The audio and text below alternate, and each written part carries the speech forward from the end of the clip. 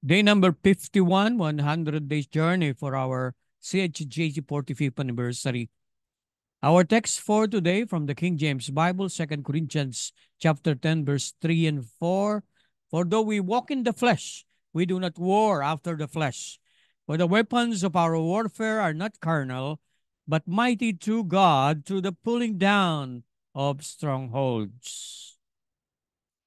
May mga gwardyadong kuta na itinatayo ang kaaway sa ating mga kaisipan at sa kaisipan ng ibang tao.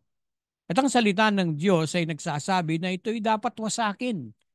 Tayo'y nabubuhay pasalaman at may tunay na digmaan. Hindi tayo nagigipaglaban sa laman, hindi natin kaaway ang tao, kundi ang mga kutang nakatayo sa kanilang mga kaisipan na lalang ng kaaway. May mga tao kasi na tama na ang iyong ginagawa, nakukuha pa nilang magalit sa iyo sa kadahilan ng ang kanilang masasamang ginagawa ay nahahadlangan. Kaya nilang manakit, kaya nilang manira, kaya nilang baligtarin ang isang pangyayari o iyan ay gawa ng kaaway ng ating kaluluwa upang pag-awayin ng tao. At kung minsan ang ilan ay kaya pang pumaslang. Sinisikap ng dyablo na itayo ang mga matatayog na kuta sa bawat buhay ng mga tao upang ito'y kanilang gawing sandigan. Hindi po ba nakakita kayo ng mga tao na ipinagmamalaki ang kanilang karunungan o kaya naman na ipagmamalaki ang kanilang mga tinatangkilik, yaman at nayuyurakan na kung minsan ang pagkatao ng iba.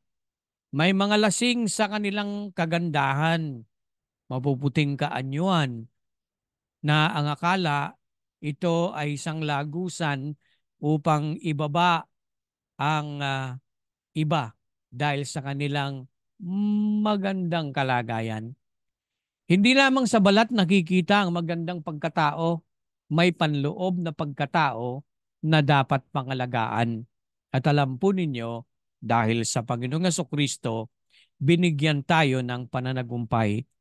Kung dumadanas man po kayo ng paglibak ng ilan dahil sa inyong pananampalataya, isaisip na hindi sila ang ating kaaway, kundi ang dyablo na nagtatayo ng mga kuta sa kanilang kaisipan.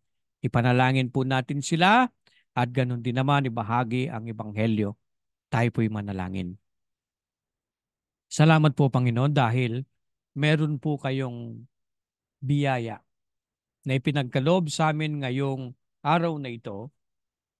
Nakamtan namin ang babala at ganun din naman ang pagpapalakas sa aming pananampalataya. Tulungan po ninyo kami Panginoon. Sa pangalan ni Jesus. Amen.